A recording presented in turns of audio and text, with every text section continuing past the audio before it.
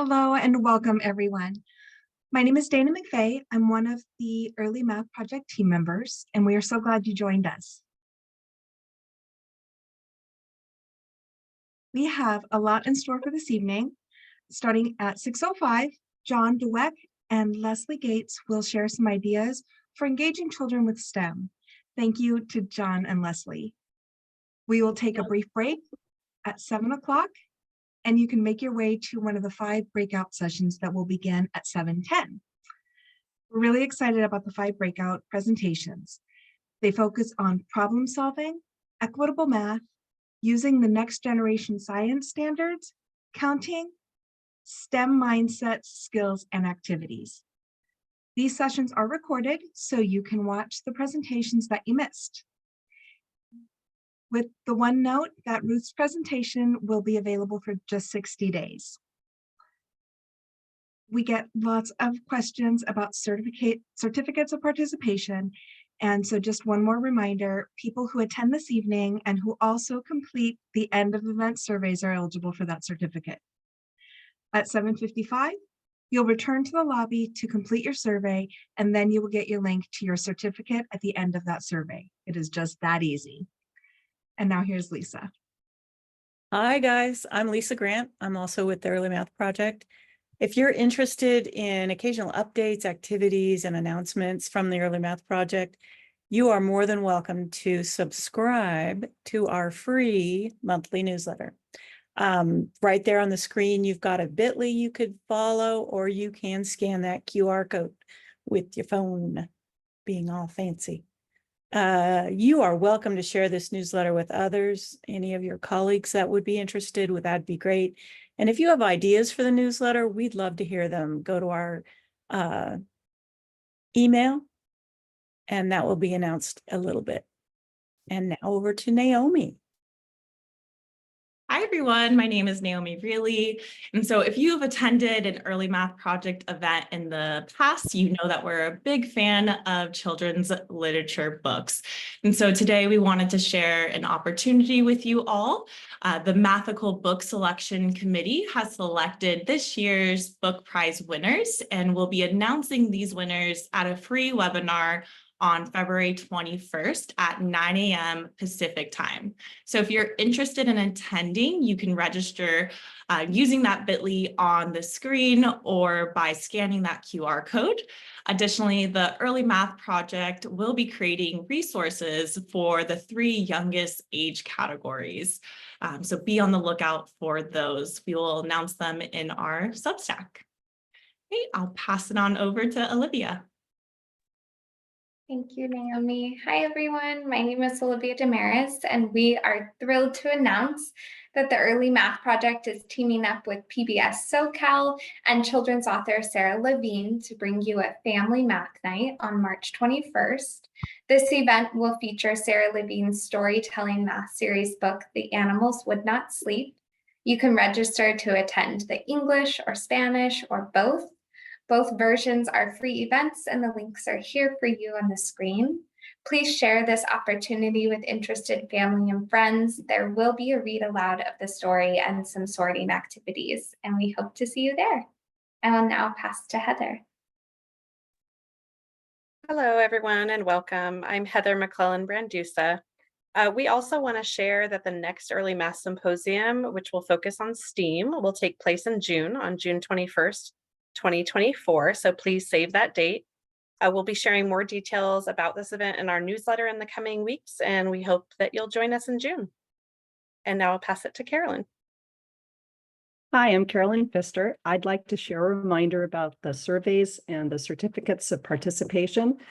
We have 3 very short surveys that we would like you to take this evening. We would really appreciate your feedback.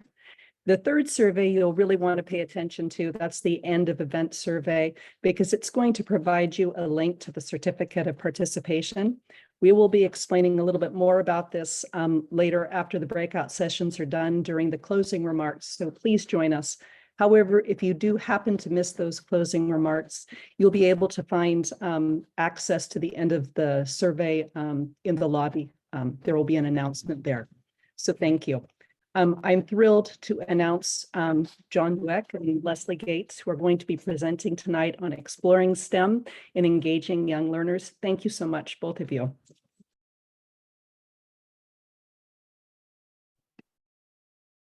Hello, everyone. We're so glad you could join us. So Leslie and I have worked together for a few years, and we had a great time preparing this, thinking about math, science, STEM, and what it means to our youngest learners. So we'll be sharing some great ideas with you, giving you some things to think about and moving into that. So I work in the early care and education program here in Fresno at the county office, and I'm part of Count, Play, Explore, the early math and science initiative, and all that goes into that.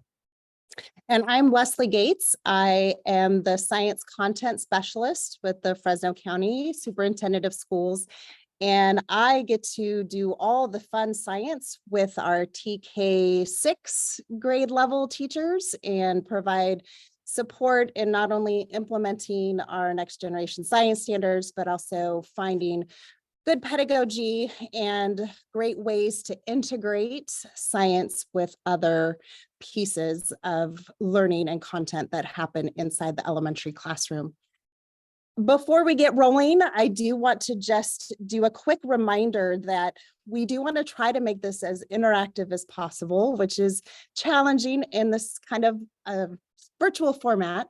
But we do have two places that we would like for you to interact with us through. One is the chat box, and we will be doing specific activities during our presentation this evening.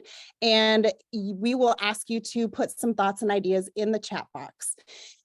If you have specific questions, we would love for you to use the Q&A tab in your Zoom platform. That way, then we can see your actual questions aside from the chat box, because sometimes questions get lost in the chat box, and we want to try to address questions as best we can. We will also be going back and forth. We are actually, John and I are sitting next to each other. So if you see us looking at each other, actually it's this way, that you'll understand what we are doing here, but we will be helping and supporting each other in answering the questions as best we can, while also making sure that you're engaged and participating in what we're doing tonight. So let's get rolling. Let's get started. We're super excited to share some activities. So we're going to start with an activity because that's what science and STEM is all about. It's about hands-on experiences. So if you have some items that you collected, small items, they don't have to be anything big or huge. If you didn't get a chance to collect any small objects, kind of look around your desk where you're sitting right now and see if you can find any small objects. And as you're looking for some objects, I'm going to move to my document camera so that you can see some of the objects that I pulled out, so that you can kind of see. These were just some random things on my desk. And yes, Captain America does hang out on my desk. And I guess we have different desks yes, than most people at home, right? yes. I don't have a pencil sharpener either, for that matter. Yeah, I do have some and lava rocks, right? Like, being a science person, we tend to have some interesting things on our desks at all times. So what we're going to do is a quick exploration called Will It Roll? And it's really very simple. So I hope that you're going to play along with us. Again, if you have pencils or pens or other objects around you, grab those and start doing a little exploration, a little testing of your objects to see what happens when you push that object on your desk. So I will kind of model this. I'll move a few of these things out of the way here. And so I'll start with my little Captain America here. And what happens when I push Captain America? That's not very exciting, Leslie. Well, no, not really. Let's try this. Oh, he falls over, but is he rolling? We're trying to find objects that will roll. That didn't seem to roll very well. So let's try out a few other objects. Here's my lava rock. And if I push that, hopefully you're testing out your objects as well. This actually kind of rolls. As I push it, it doesn't roll in a straight line, but it definitely is rolling. So that's cool. Here's my little Unifix cubes. Teachers out there, I know you have these all over the place. What happens when I push this? Does it roll? Will it roll? Not very well. I wonder if I push it really hard. No, not really. All right, marble. Let's see how that goes. Hopefully you're testing out your objects around you as well. Are you discovering what happens when you push some of your objects? Will they roll or do they not roll? Okay, there was my exploration with my marble. And then I found this object here. It's a little pencil sharpener. And what's interesting is, as I was playing around with this, it slides pretty well when I push it, but it doesn't really roll until it falls over. Now it has some rolling abilities here. So if I were to look at my objects here, I did have some that rolled when I pushed it and some objects that did not roll when I pushed it. So I want you to think about your objects that you were playing around with. Or you might also think about what kind of objects do you have in your classroom that are close by when you're talking with students and doing a small group with your students, or just nearby that are common for students to interact with. Yes, for sure. We try to keep activities that are easily accessible with stuff that you have right around you in the classroom. So after our little exploration, let's pretend that we're back in maybe a circle, back on the carpet together, and we've had our little explorations of objects. And we have these physical boxes in front of us inside of our circle here. We want the students to now think about, can we categorize or put our objects into groups of objects that rolled and objects that did not roll.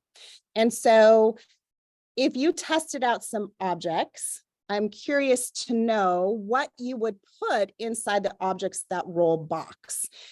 Now, I was just looking to see, I guess the chat.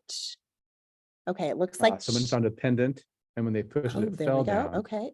Actually, and the pendant, so they wrote in there, the pendant fell down.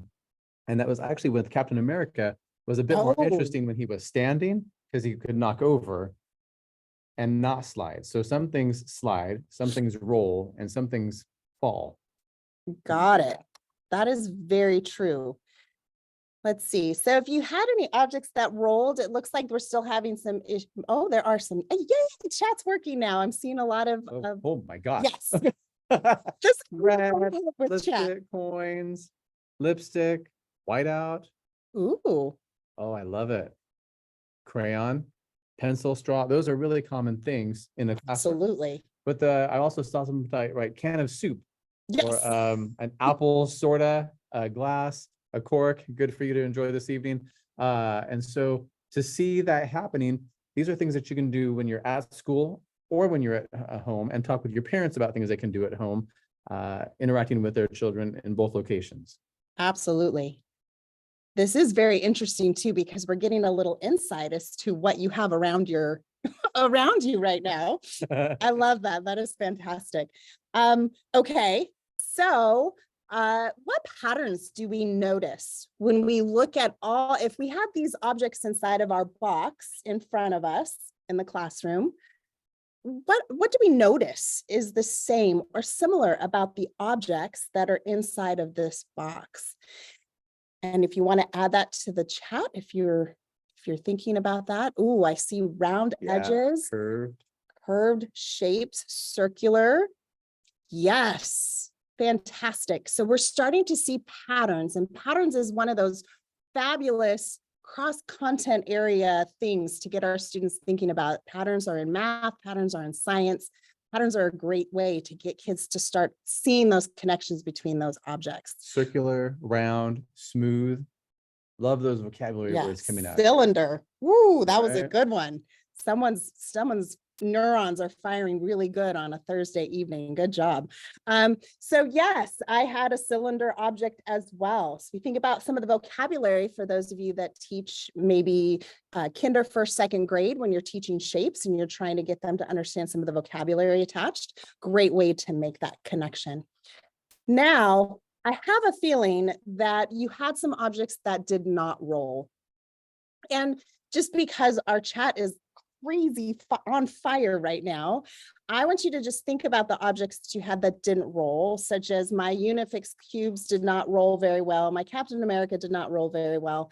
And rather than write down the objects that did not roll, I'm going to make some assumptions or predictions based on what did roll, that your did not rolls were things that weren't some of those things. And I'm seeing things like shoes, cubes, staplers, scissors, all of those fabulous, fabulous things.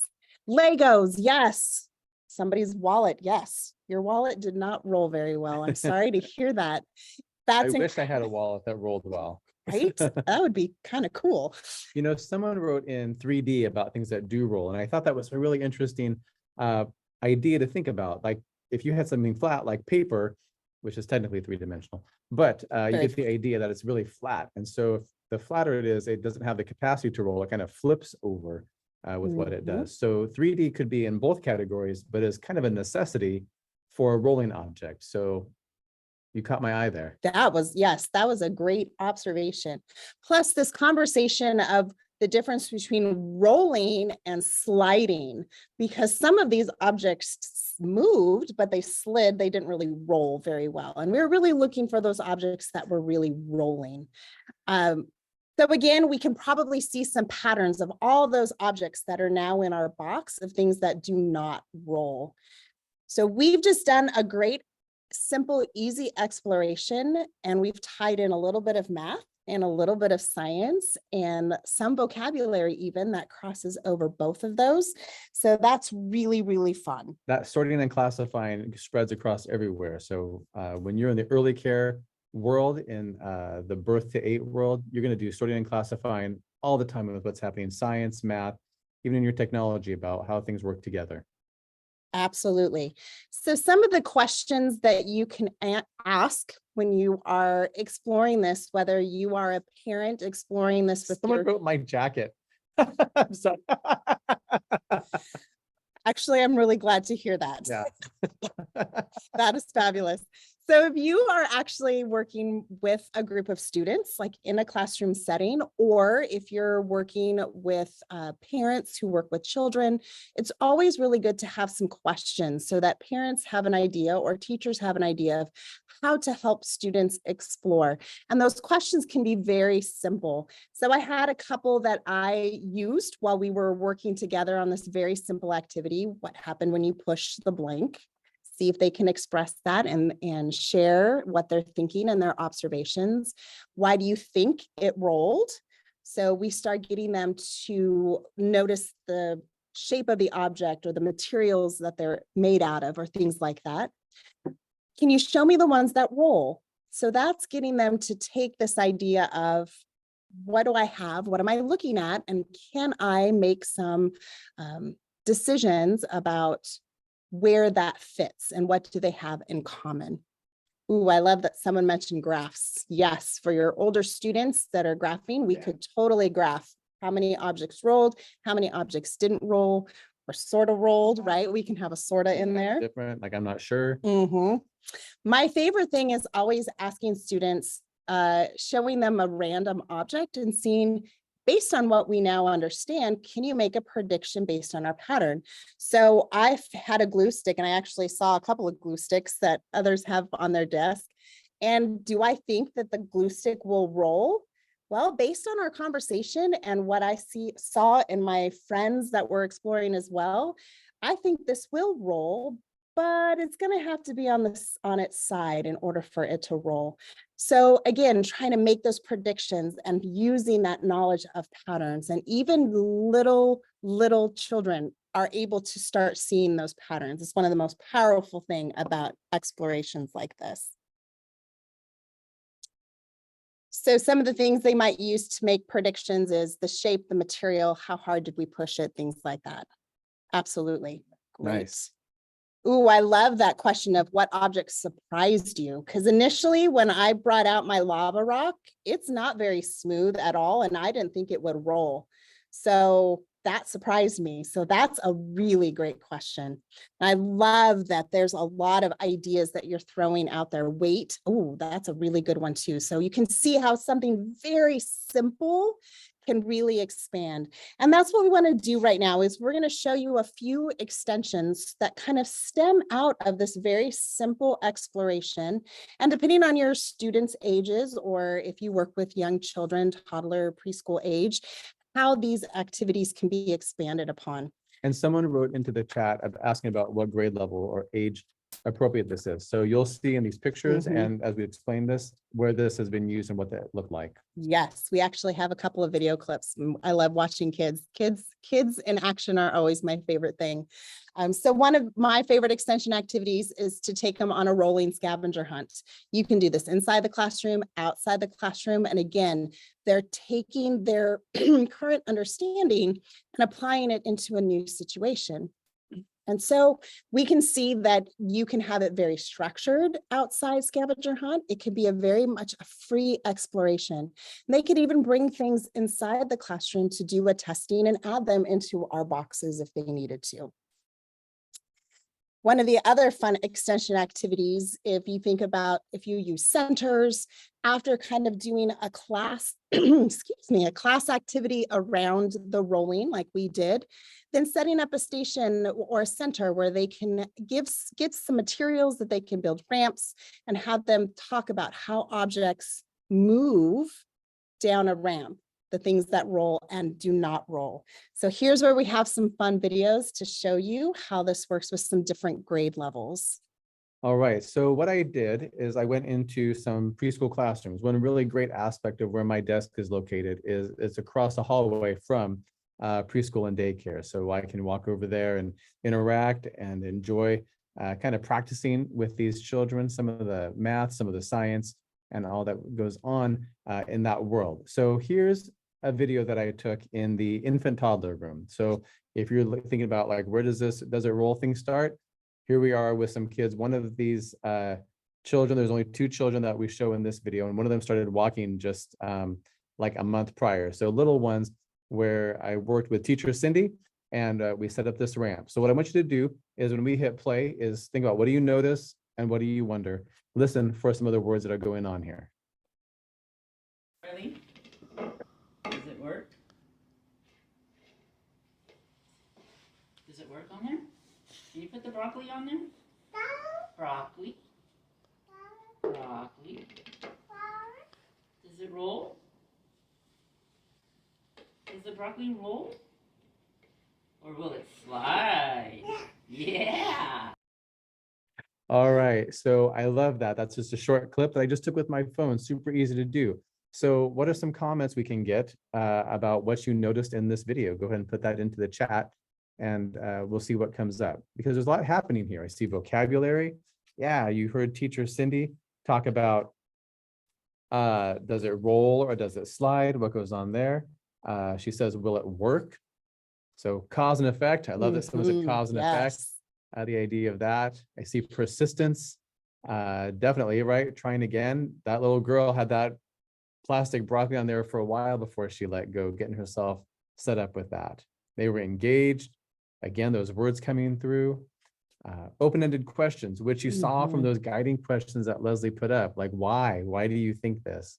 And will it work? What do you think is going to happen here? So definitely the idea of play and fun, right? We want science, math, we want STEM to be something that is joyful and that these students have confidence in doing. Something that we can do in the classroom, they can do at home, be encouraging caretakers to do, but definitely those interactions with what's there. And the items that they were, like we had plastic broccoli for goodness sakes doing this, right? Like that's what was there in the classroom. So when I was talking with the teacher about doing this, she was like, well, what should we use to give them? And I looked over and I said, how about this piece of broccoli and these 2 balls? And it was great because they were just playing around with this after I left even. So it was wonderful.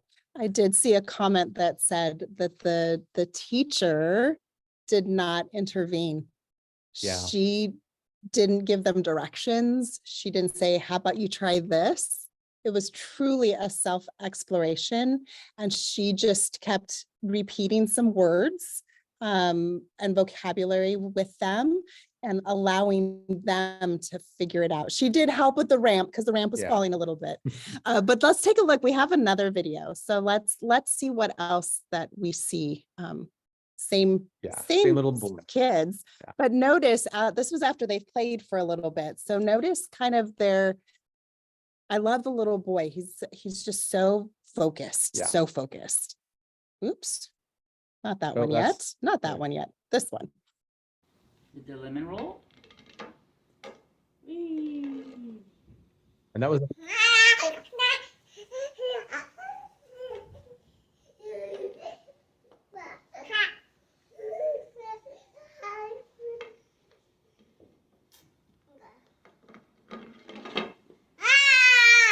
it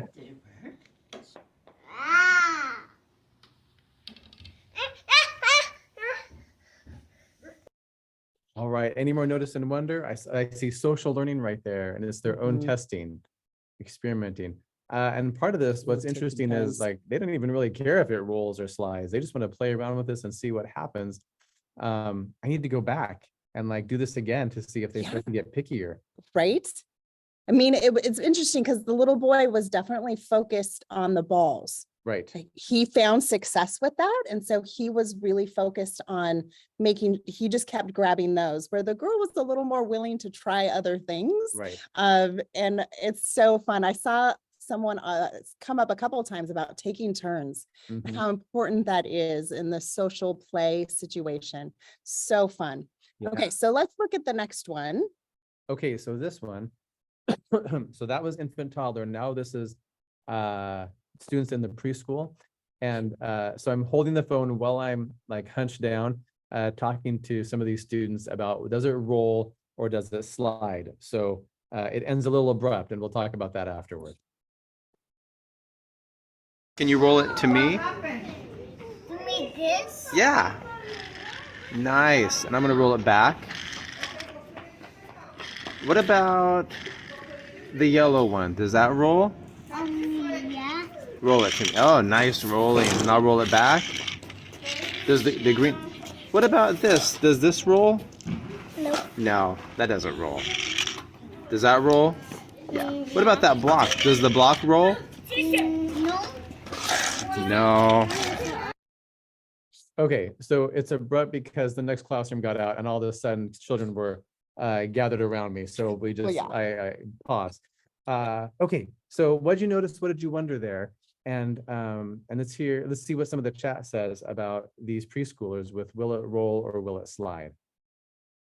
I did see following directions and making predictions. The little boy, when asked to try the yellow one, he said, yes, it will roll before he Before even he did tested it, Yeah, which was kind of neat to see that he already had that understanding of what will roll and not roll, because that was similar. It followed a pattern as the red car. I Right. think it was the red car. yeah, and actually, and more people are putting in the prediction, because also with that Yes. little green like horseshoe thing and with the red like linking block right there, like is this gonna roll or slide? And he knew before he even touched it what was gonna happen. So that understanding, but still testing it out to verify. So I love that it wasn't just like, no, it was no, and then we're gonna prove it with what happens there. And this is something, so with those toddlers, they weren't ready for sorting in my mind. Like we weren't really gonna like put them in boxes and see which is which. They would just want to pull them out and move them around. But now with these students, we could certainly have 2 baskets or boxes or containers and sort them after we test them for where they go. So I love that. I love Absolutely. hand-eye coordination, getting it on there and doing that. A lot of things that we can like check off that we can observe for in doing this. Nice. And I did see under the questions, it said, there was a question saying, I'm wondering if my students who have very little English will get the concept without scaffolding. I think that is the amazing part with exploring through play, like these kids are doing.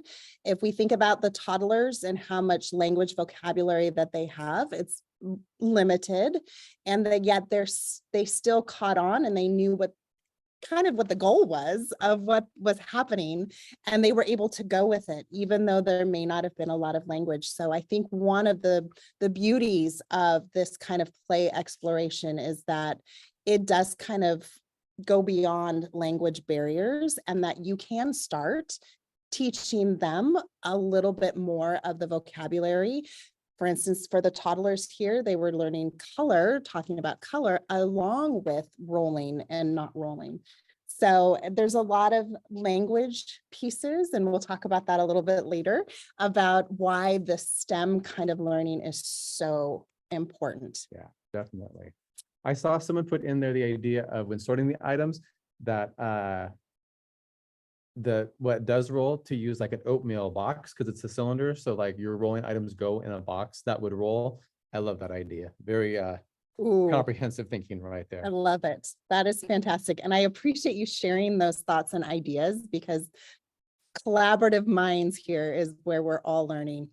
Okay, so we're going to move away from the videos. We do have a few more later, but we're going to do another extension. Remember, we started with just this simple idea of rolling and not rolling. So let's really make this steamy. Let's talk about the art connection here. And one of my favorite art connections is marble painting. And I've done this for many different connections with science, but this is a perfect connection if you're doing a rolling, not rolling kind of exploration. And so I just put some of the simple supplies up there. You may have done this before, you may not have done this before, but we're going to demo it really quickly as well. So you can see that this is actually pretty straightforward. It's not super complicated, but it is a fun way to add some art connections. Now, I know teachers and parents, you're a lot like me, where I hold on to random things because you never know when you're going to need it. So I had some pie pans that I thought might be great for easy cleanup. And then I had some coffee filters. And so I just put a couple pieces of tape just to hold that coffee filter there. And we're going to add, just add a couple of drops of paint. And Oh, that's way more than that's a lot. But it's okay. That's what television science. here. It's what science is all about. How about Want some yellow also? yeah, Do we have enough? Yes. Fresh one? just do a little. I'm trying, Leslie. I know. Here we go. I've also seen this where they've There- put in the little pie pans or even in the egg cartons, they've put a little bit of different colors inside each of the little cups, and the students can dip the marble in the cup. So that's a variation, but really obviously you can see what's going to happen, right? We're going to put some objects that roll inside of here, and we're just going to roll this around. Ooh, yeah. This is why see, and I thought the pie pan would keep my marbles from getting too crazy here. But again, I like the pie pan because it has Maybe if there wasn't so much paint. yeah, it's fine. Right. I also had these small black trays, but they didn't have a very high lip on the side. I just cut out a piece of paper, taped it in the corners, and this could be something where we could do some work with objects that maybe do not roll and see how our paintings are different and might be a little more challenging because how am I going to get the paint? Like these When it things slides so roll. Yeah. So we also have off screen like a box. So many of us have so many boxes that come to our house when we're ordering things online. And so if it's the right size box that a piece of paper can fit in, then that's a really nice way to just use that box. You can just put a piece of paper in there. The child can roll the marble around, and then you can pull that paper out. And then when you're done, you can throw that box away for the next time. So great way to do marble art and get them thinking about what's rolling, what's sliding, what's not a good thing to use in there, or what is a good thing to use in there. Right. And again, the fun part is it's trial and error, right? Totally trial and error. Oh, Keeping it real. I love that we have some experts in the room who said other things. Oh, using cars, golf balls, because they're a little bit larger. Cars are little like plastic cars. I That would love be that idea. fun. And they write what paths do they make? What patterns do they use? Pine cones. So much fun. Someone wrote in there, could we use dice? That's a great thing to try with the students, right? Does it roll or slide? So let's do that. Absolutely. Yeah. So again, it's just trying to get them to understand that whole objects that roll and objects that don't roll. Let's take it to another level. Like, what else can we do? That is so much fun. So I also wanted, as we're still in this realm of the rolling thing, as you will see, as we continue on in our keynote here, we're huge advocates of children's books. I am actually a children's book fanatic. I have way more children's books than probably one person should have, but I love connecting children's books to science. That is one of my favorite things to do. And so when I was thinking about the rolling of objects, these were the first two books were books that I have seen in probably every primary classroom that I've ever been in. So look at now that we can now use that book and connect it to the science and math learning that we've done.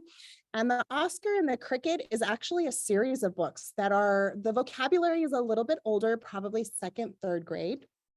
And they are amazing because they're very science focused, but they still have that playfulness about it, that kids are engaged in the story of these two critters that are trying to figure out.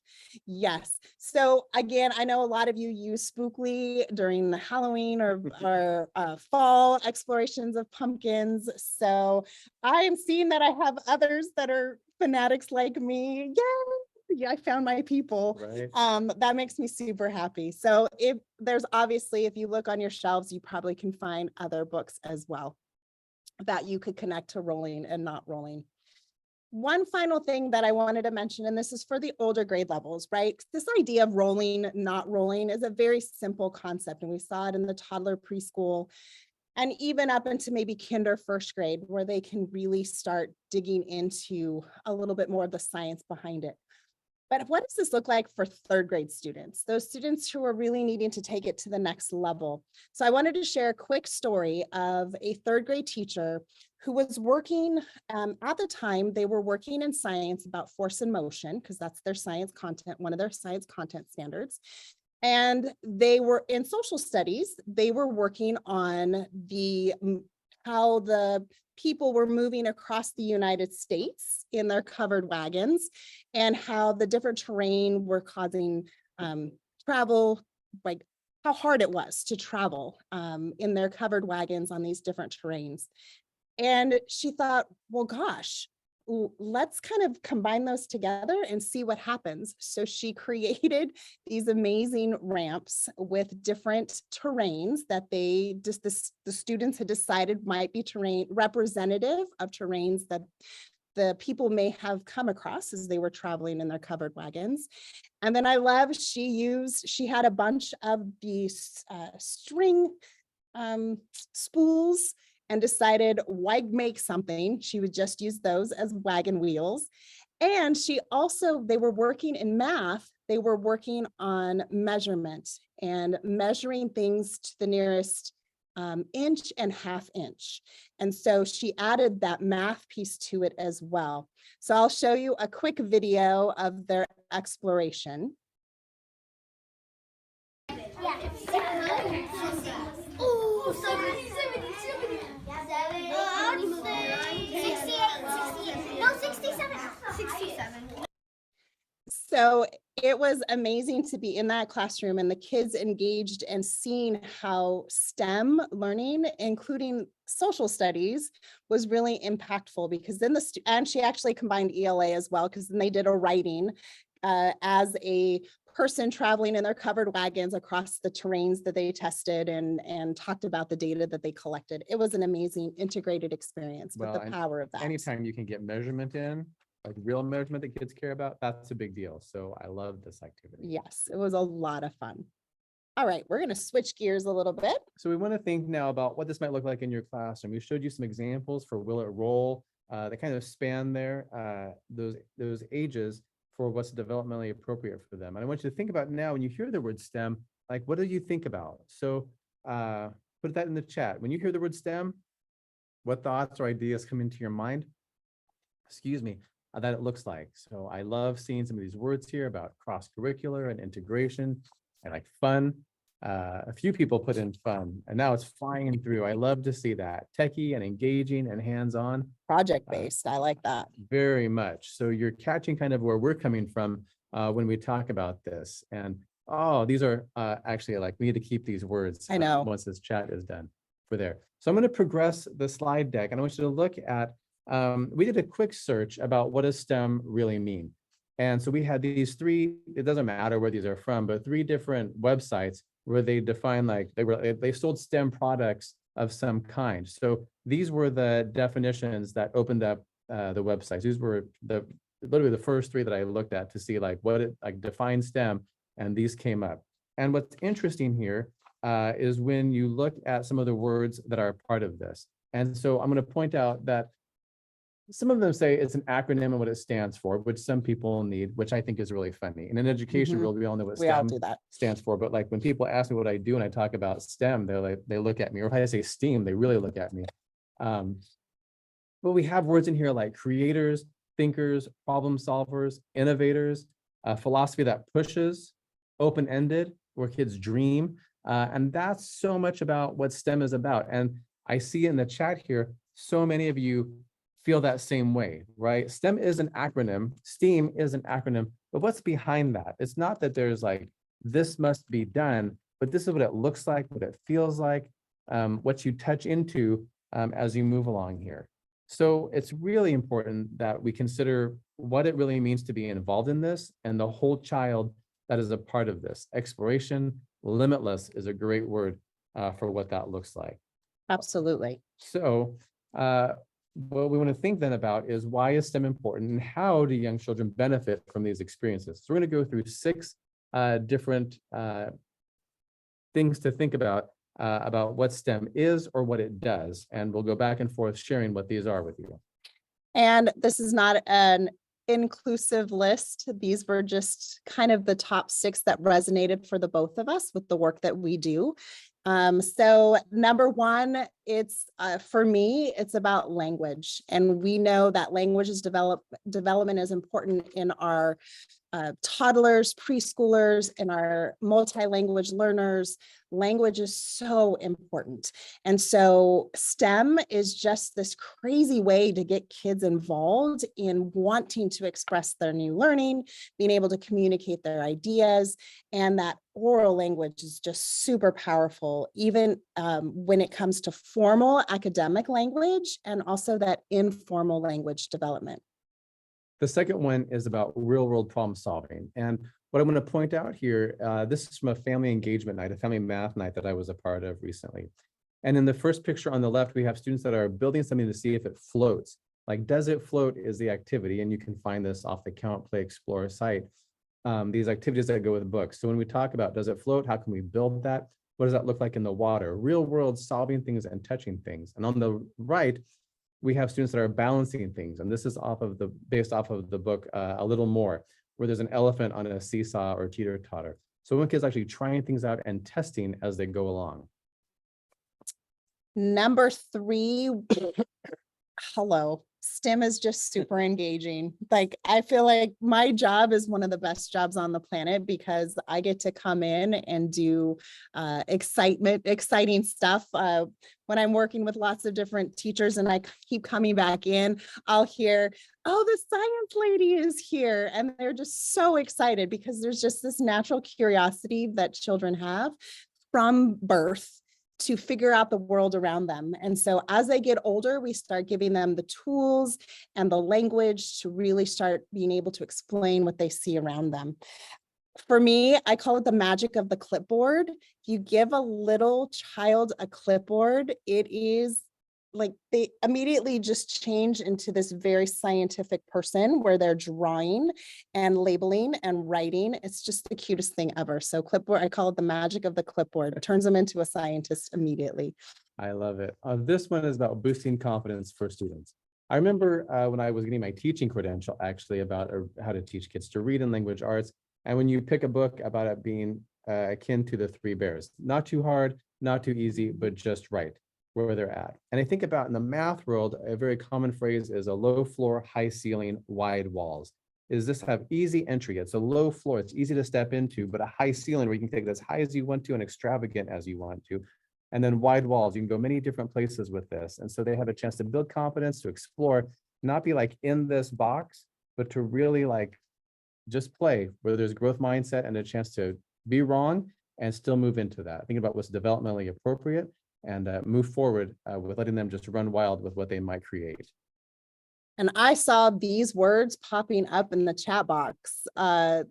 over and over and over again. When we think about those critical thinking skills, the social skills, the collaboration and compromise skills, and being able to be creative, it's just super powerful to get students to pull all of those things together and really build those skills that they're going to need, no matter if they pursue a STEM career in the future, or if they choose to do any type of career. Those are the skills they need to have no matter what. And our last one, and someone just put in the chat, diversity and culture. And right here, we want to make sure that this is for everybody. This is from another family math event where we were having families explore the different types of fruit and comparing them. But STEM is for everybody. And we want to make sure that everybody has access to this, that it's appropriate for them, that it hits where they're at, and they can see themselves in it. We live in a very rural area of the state. Both of us actually grew up not too far from each other, strangely. And a lot of agriculture with what's going on there, but also into the foothills where there's not always teachers available for this. So having virtual experiences like this that you're a part of are really important so that you can be exposed to this and grow in these areas and bring this to all throughout the state of California and beyond for those of you who aren't in the state of California. Absolutely. So we call those out as our top 6. But again, as I saw in the chat box, you understand the importance of STEM. That's why you're here, to build your capacity and to really be that spark for our students or for the families that you work with or your young students that you work with. So we're going to transition now. Again, I'm speaking to my book fanatics out there. The last part of our keynote here is to really talk to you about the power of using children's literature, how the role that it plays when we're doing STEM, not only for literacy development, but also for just getting students engaged in the learning and in STEM. Everybody loves a book being read to them. Everybody does. Doesn't matter what grade level they are. So I put together a couple of resources, and these are, I think there was a question coming up about our slides. The slide decks are going to be that should be in the resource tab here in the Zoom platform. And I believe these also might be, they're also linked. So if you click on this, you'll actually get the document. I took a screenshot and put on the slide here. And we'll put our emails up at the end again. Absolutely. And you can always email either of us for anything that you missed or additional questions. But I have 2 kind of categories of books generalization. And one of those is the character traits. We just talked about how important STEM is in really building some of these character traits, but sometimes it's nice to have a book to help highlight what some of those character traits are and what other children have experienced as they're trying to build those character traits. Where are they failing? Where's their adaptability? Where's their curiosity? How are they persevering through challenges?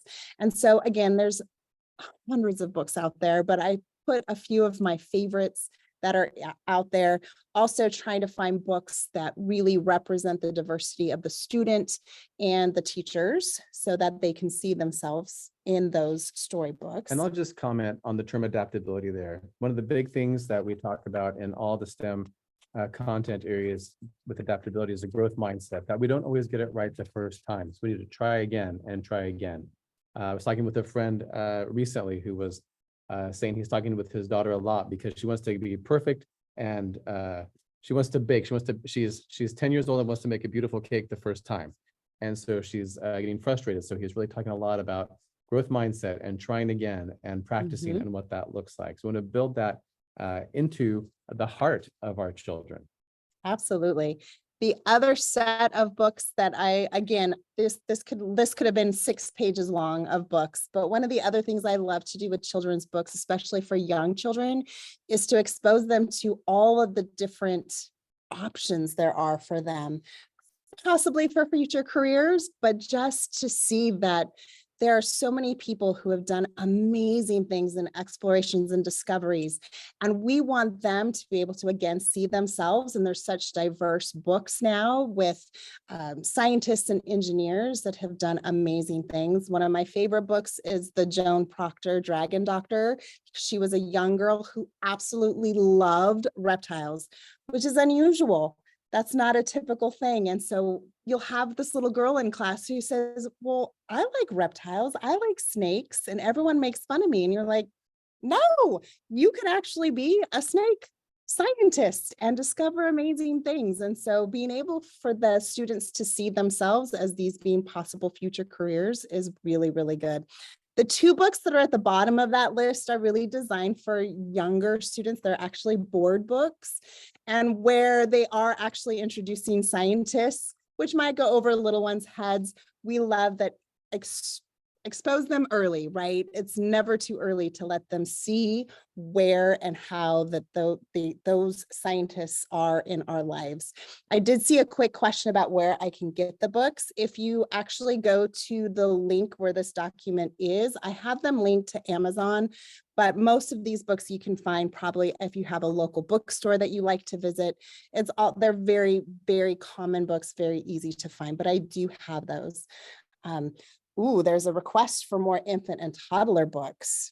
I think we'll have that answer a little bit later, so hang tight. Actually, let's talk about it right now. So one thing that's coming out through Count, Play, Explore, the Early Math Project, is a set of the STEAM Explorer guides. And these are book guides that go along with books that touch into the STEAM or STEM world. So many of you have heard of Count, Play, Explore. You've been to countplayexplore.org, where we have videos available. And then we also have so many children's books that we recommend that tie into math. And we're now adding books that tie into science. And some of those expand into STEAM or STEM. So the STEAM Explorer guides, they have book guides available to them, connected to them. And those walk you through questions that you can talk about with children, that you can ask them while you read the book, after you read the book, open-ended. To keep the conversation going about the story and what's happening in there. And then there are activities that go along with that. So a lot of notice and wonder, a lot of what's going on here, and then what's an activity that you can do. And a quick note, these aren't just for in-classroom work. These are also available for the home. So if you look at Count, Play, Explore, it's all right there. It starts off with the videos, and in the top right corner, there's 3 bars that you can hit, and that takes you to the books and the activities. Everything is available there, and we'd love to have you spend time on that. So one of the books that is in the Explorer guides is called Tap the Magic Tree. So I thought it might be interesting for some of you to see one of our teachers reading this book to a toddler. And so our next slide here, this is one of the teachers where I work reading this book to this little boy. We just have a snippet of it. Again, notice, wonder, what do you see going on as she's reading this book to the child? Quick note, I literally walked in and said, hey, can I take a recording of reading this book to some of your kids? And she said, sure, and grabbed the book. So she hadn't pre-read or done anything. I just wanted you to see what it might look like and how it interacts. It wants to turn the page. Tap. Turn. Tap again. 1, 2, 3, 4. You help me turn the page? Look it. 1, 2, 3, 4 more leaves. Now tap again, even more. You ready? Help me. Tap, tap, tap, tap. 4, There's 4. 5. Oh, 1 page. Here we go. Rub the tree to make it warm. Can you help me rub it? Rub, rub, rub, rub, rub, rub, rub, rub, rub. All right. So such a cool book. So Tap the Magic Tree. It's not a book called Tap. You tap the magic tree, and then you tap it 4 times and you rub it, and it goes all the way through the season. So it's a super cool book, because even though there's not a pattern, there's kind of a pattern in the book, but the idea is the pattern of the seasons goes through there. So they're able to compare and predict and think about the sequence of what happens to a tree throughout a 12-month period right there. So then here we have activities like, let's go on a scavenger hunt and see what's in your backyard or at a park, or as you walk down the street, about what can you find that are like branches or leaves, and you can sort them and compare them and see what the differences are between them. So I see some chat here about using the magic information, following directions, listening, learning to tap and count the page. A lot of you probably saw like that 1-to-1 that little boy was counting. Like he wanted to count all 5 of those leaves right there and do that. So, and hopefully you're seeing in the videos that we're showing, we're trying to give you a range of like infants, toddlers, preschoolers, some elementary kids right there, so you can get that. But Yes, so there was a lot of requests in the chat about the toddler books. And so I think we're going to point you to the resource now where you're going to find not only books like this, which are great for those toddler preschools, but also other grade levels as well. yeah, so these are the books that are coming out in our first batch of the STEAM Explorer guides. So all of these books have an Explorer guide connected to them. So you can look and see if it's appropriate for the age that you teach. Usually there's a good span of a few years where it's appropriate. So there are more books on Count, Play, Explore that are pointed towards math, but certainly, like I said, have a STEM or STEAM feel to them if you wanted to dig a little bit deeper into that. And then we were just talking, Leslie, that Tap the Magic Tree has other books kind of in the series Yes. available if you wanted to check Someone that out. mentioned the plant the magic seed, I think it is, and it's a plant life cycle. And it's kind of the similar, very interactive for toddlers as Yeah. well. And the Ada Twist Scientist, there's 3 in there, and those in the books that Leslie showed, it has some other ones that go along with that. And again, these are available for you to use with your whole class, or maybe it's a station or center in your classroom, or you can send it home for families to do and encourage them. Or perhaps you're going to have a STEM or STEAM night at your school where families can come in and interact, read the book, talk about the book, and do an activity as a family all around this whole idea of STEAM that they can be a part of on a really close and intimate basis. Yes, and I also saw a comment and I made a note that books that are translated in Spanish, and that is actually a great request, and I'm putting it on my to-do list.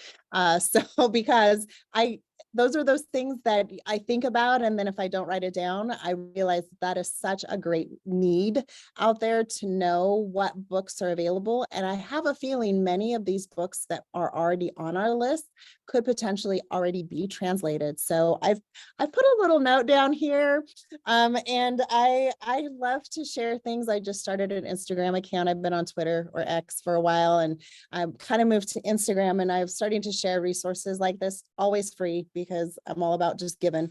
So I'm going to start working on that. I don't have a list for books in Spanish, but there will be one.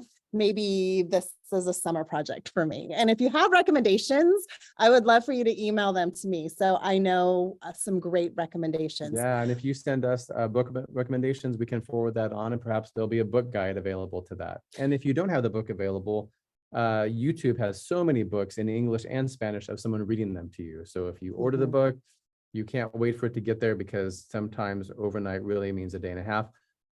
So you can check that out and watch the video, or send that home for your families to watch if on a regular email or whatever correspondence you use. So these are all available, like I said, through Count, Play, Explore, and also through the earlymathca.org, CA for California. So earlymathca.org, and you can hit those links if you look in the resources, or you can type that in to have access to these materials and check them all out as we go along. So we'd love for you to visit this.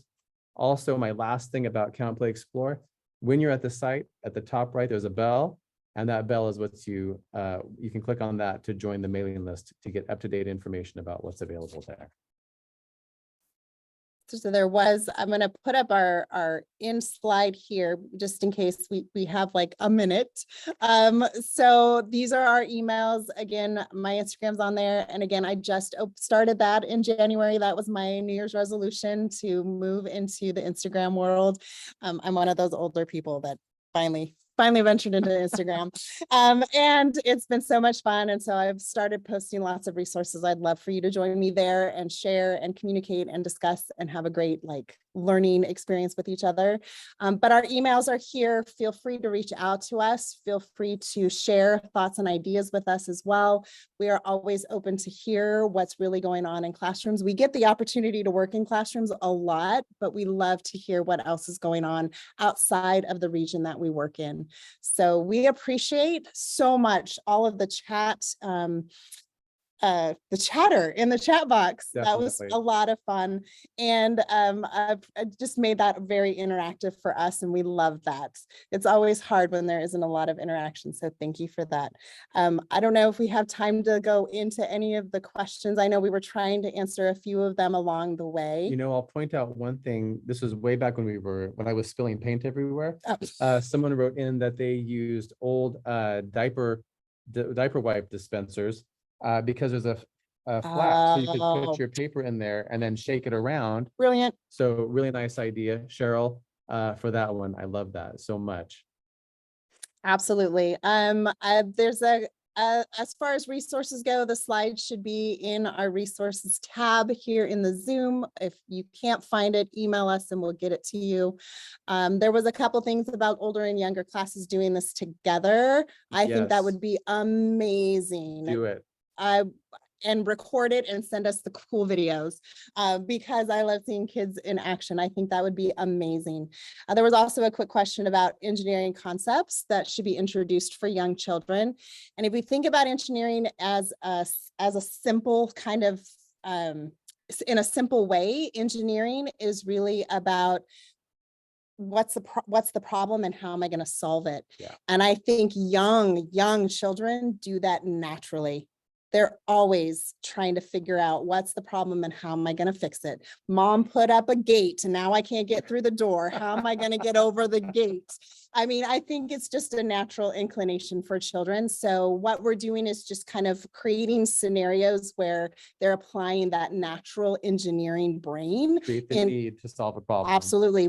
What is the problem and how can we solve it? And I think that would be for all ages. I think we're out of time. Thank you so much for joining us, and we're happy that we could be a part of this symposium, and we hope you can enjoy a really great breakout session afterwards. I know that Naomi's back on to share a little bit. Perfect. Thank you so much. Thank you. Thank you, Leslie and John. That was great. I am trying to share my screen. There we go. So we have breakout sessions starting at 7:10. So if you go back to the lobby, you'll be able to choose one of the 5 breakout sessions we are offering that begin at 7:10. So feel free to navigate out of this Zoom window and back to the lobby so you can then jump into a breakout room. Okay, see you all soon.